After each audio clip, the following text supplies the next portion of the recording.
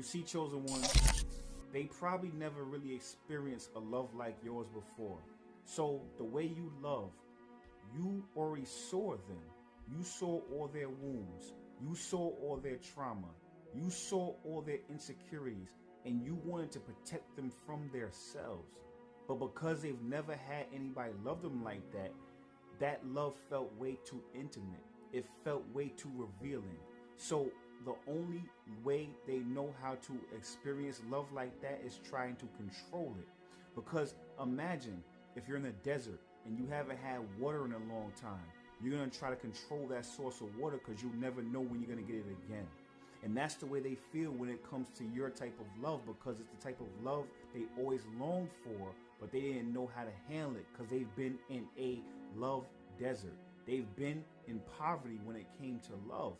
So they didn't even realize that you already saw all of that and you accepted them. You would have held their hand when they were walking through that ego death, when they were in their shadow side, when they were going through that dark night of the soul. You already saw all of it, and you've been through it already for yourself, and you was going to be there for them.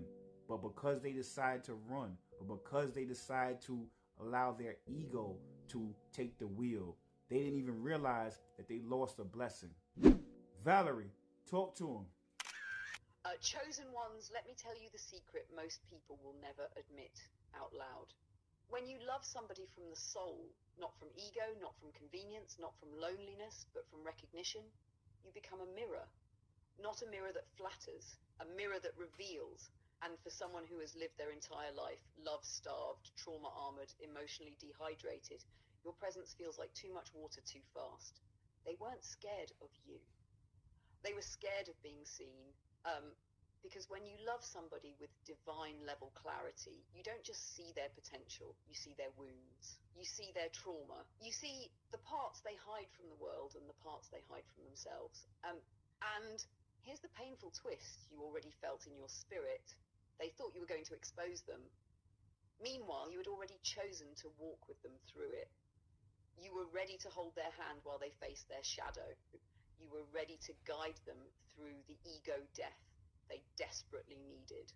You were ready to stand with them through that dark night of the soul because you've survived your own. You weren't intimidated by their brokenness, you understood it. But because they've only ever known conditional love, inconsistent love, transactional love, your unconditional presence felt like danger. So instead of surrendering, they tried to control you. Because when someone has lived in a love desert and they finally find water,